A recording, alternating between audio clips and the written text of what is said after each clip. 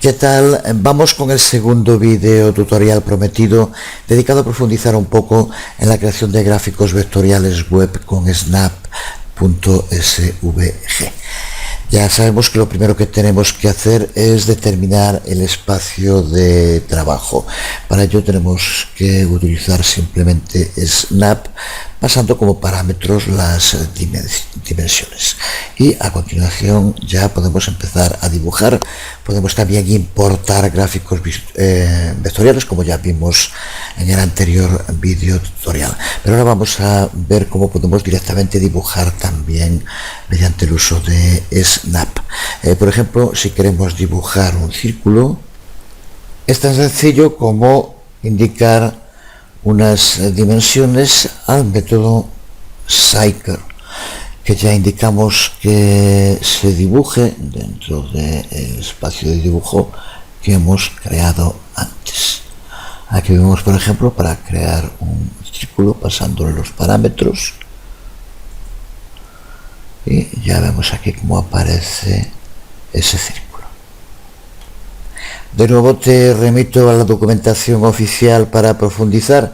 Observa aquí el método Circle, lo que hace referencia a Paper es el área de dibujo, y ya nos indica aquí que lo que hace es dibujar un círculo. Hay que pasarle 3 parámetros con la coordenada del centro X, del Y y el radio, que es lo que hacemos, y nos devuelve un elemento círculo.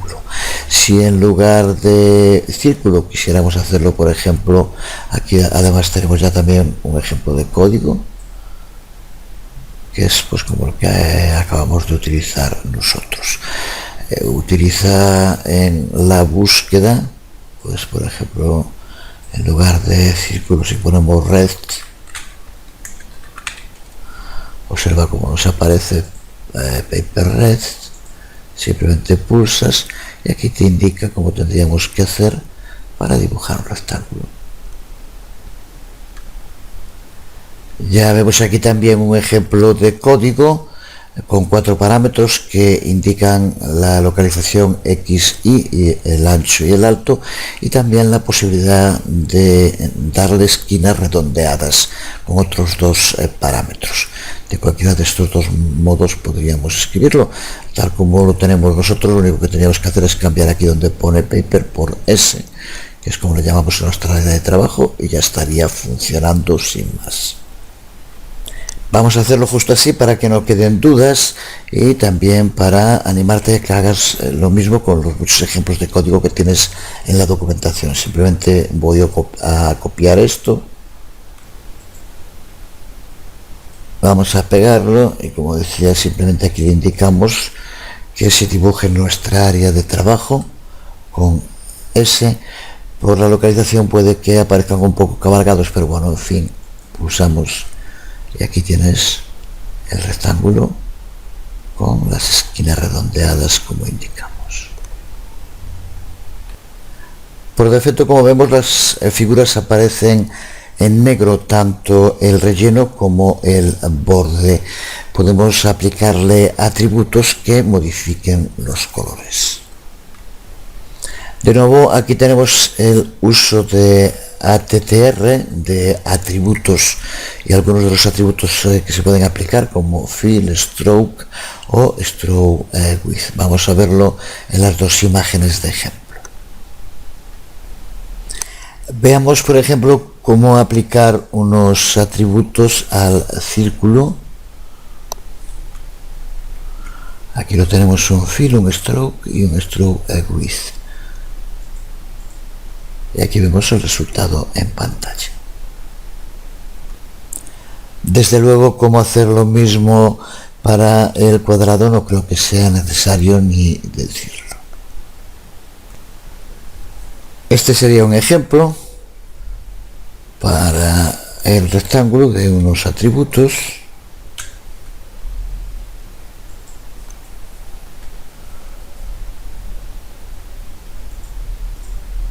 Y aquí vemos la salida en pantalla. Profundiza en seguir mirando la documentación. Por ejemplo, tenemos uno para la opacidad, Fill Opacity. Sería tan sencillo como escribir Fill Opacity, dos puntos, y ahora aquí la opacidad que queremos darle, vamos a poner por ejemplo 0,3 para que se vea bien, 0,3, tal como escriben los anglosajones. Y ya está. Observa como ahora cuando lo veamos en vivo aparece, se ve con la opacidad el fondo del círculo, aunque se mantiene el color también en el cuadrado. Desde luego estamos solo rozando la superficie de las posibilidades que nos da la API. Vamos a trabajar con alguna otra. Vamos a empezar por crear otro círculo que situamos superpuesto sobre el que ya tenemos.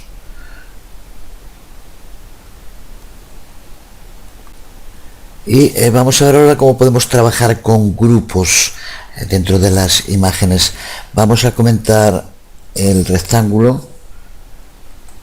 Lo que vamos a hacer es crear un segundo círculo agrupado con el anterior. De nuevo, si acudes a la documentación, aquí aparece como paper G, paper group o paper G, exactamente lo mismo, y como indica aquí, lo que hace es crear un elemento, un grupo. En el ejemplo que ves aquí, crea un círculo y crea un rectángulo, y posteriormente los agrupa para que funcionen como uno solo.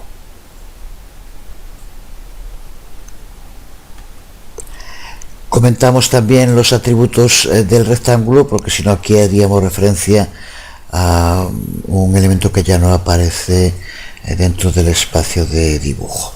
Y ahora, para agrupar, tan sencillo como usar el método group, que recuerda que también se podía poner G, y le indicamos que agrupe un círculo ya creado, que es círculo 2, el que tenemos aquí arriba, y después creamos uno nuevo, que vamos a darle unas dimensiones para que se coloque justo sobre el otro a la derecha, tal como está así.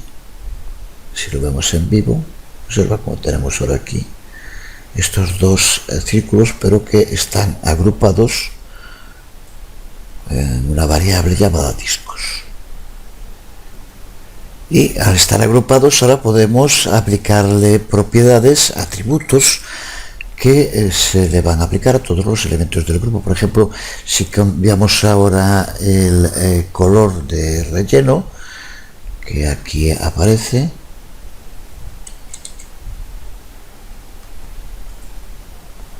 vamos por ejemplo a aplicarle el atributo fill, y ahora se le aplica a todos los elementos que forman el grupo discos, como vemos con este resultado. Puedes practicar con cualquier otro de los atributos que hemos estado usando, pero aplicándoselo a discos en lugar de a un elemento individual. Tenemos también la posibilidad de utilizar un elemento o un grupo como este de máscara para otros grupos. Vamos a hacerlo, por ejemplo, aplicando el grupo discos como máscara a el círculo que tenemos aquí como mi círculo.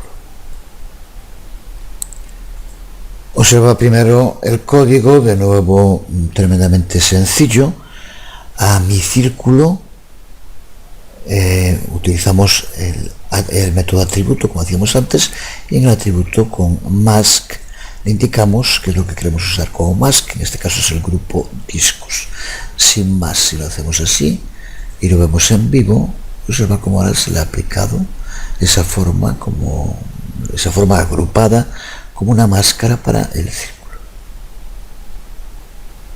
Y así se pueden seguir ampliando las funcionalidades de modo prácticamente infinito. Tiene también la posibilidad, ya lo comentamos en el anterior video tutorial, de llevar a cabo animaciones tanto en un elemento concreto como en grupos o en el propio espacio de dibujo.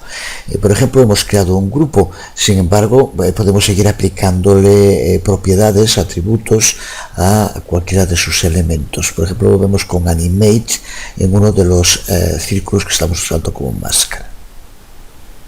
Así que recuerda que aquí tenemos el círculo 2, el otro lo hemos puesto como ese círculo. Recuerda que también podrías haberlo creado como círculo 3 fuera y posteriormente poner aquí círculo 2, círculo 3 y ahora referirte a ese. Es un cambio que puedes hacer si quieres, pero con el círculo 2, si queremos animarlo, aunque forme parte del grupo, sigue siendo independiente. Y aquí tenemos un uso sencillo de Animate con un easing y una reducción al 50. Si con esto lo probamos ahora, observa el magnífico resultado de la animación en un elemento de un grupo. Otro modo en el que podríamos llevar a cabo la animación en este segundo círculo, aunque no lo tengamos dentro de una variable, es mediante el uso de selectores CSS. No nos vamos a poner ahora aquí a explicarlo, pero si tenemos el grupo que dentro de él se encuentran dos hijos, pues con el uso de NTHChild podemos aplicar una animación. Sería algo como esto. El uso de select, como decíamos, discos select, y a NTHChild 2 de circle, y le aplicamos exactamente el mismo Animate, y de este modo nos estamos refiriendo al segundo elemento, que está en máscara de circle. Si lo vemos así ahora de nuevo, observa cómo ahora se le aplica la animación a los dos. Otro método muy útil es el método pattern para poder añadir un patrón a cualquier elemento que tengamos. Simplemente tenemos que indicarle las dimensiones, con lo cual, ya seguro que has trabajado antes con patrones, vamos a aplicárselo de nuevo a nuestro ejemplo. De nuevo cuentas en la documentación con snippets de código que ya tienes que saber reconvertir rápidamente y de modo muy sencillo. Así que vamos a empezar por crear el pattern, prácticamente copiando exactamente lo mismo que pone aquí, simplemente cambiando como la variable que indicamos nosotros que para nuestro espacio de trabajo es. Aquí lo tenemos el patrón con la forma que queremos darle, con unos atributos, como vemos en el relleno, y con un stroke de 5 del color que aquí indicamos. Con esto de momento tenemos creado el patrón. Ahora vamos a aplicarlo. Para eso empezamos usando el método pattern, que de nuevo puedes buscar en la documentación. Allí aparecía también utilizado, en el cual indicamos las dimensiones que va a tener en nuestro proyecto. Y por último se lo aplicamos como atributo a mi círculo, simplemente con esto.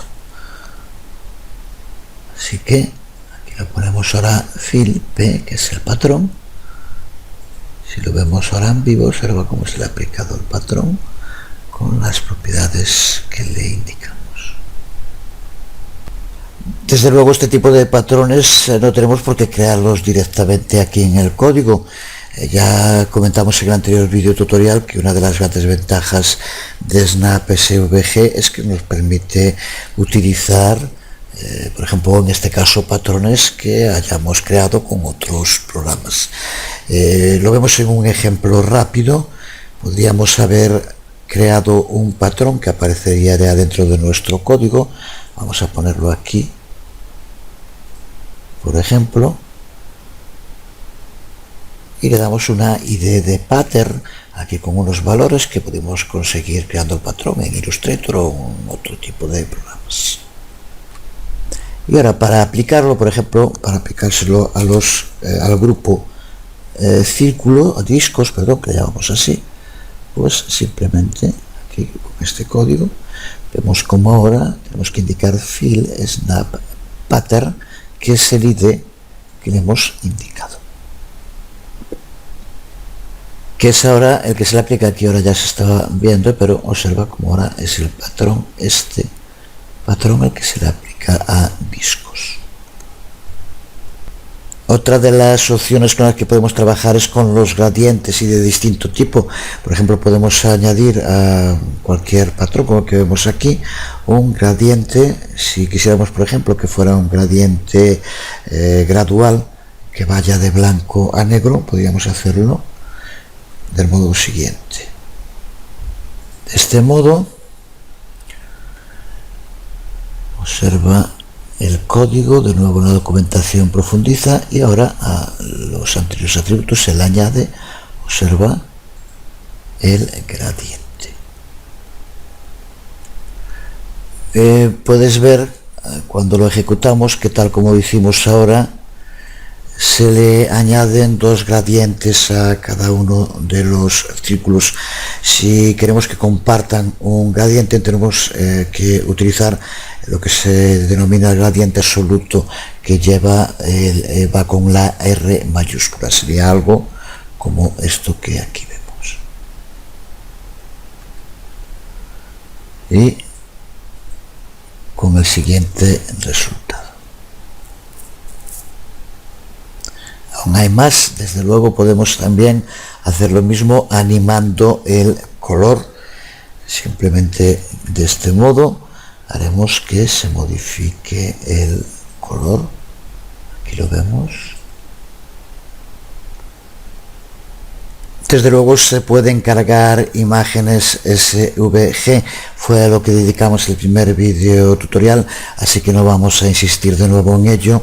Simplemente copio el snippet tal como tienes en la documentación, que añade la mascota de Snap mediante el uso de load y después de append, y para hacer que se pueda mover la imagen, el uso de drag. Esto ya lo vimos todo, simplemente añadiendo el código. Aquí tenemos ahora la imagen que es arrastrable porque usamos el método drag.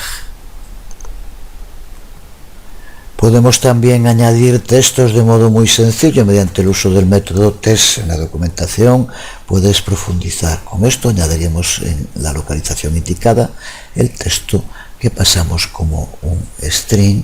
Aquí lo vemos. Y desde luego, combinando esto con lo que sabemos de CSS, podemos añadir CSS spans con un array de string en el texto para aplicar atributos distintos a partes del texto. Por ejemplo, de este modo escribiríamos, para terminar el video tutorial, nos vemos, en el que vemos que es el segundo elemento, se le aplican unos atributos distintos con el resultado que aquí vemos. Pues con lo visto, utilizando la documentación oficial, creo que tienes que tener ya la suficiente habilidad, competencia básica, como ahora le denominan en la nueva jerga los teóricos, para poder trabajar con Snap SVG sin el más mínimo problema. Nos quedamos aquí. Os hablo Jesús Conde. Nos vemos.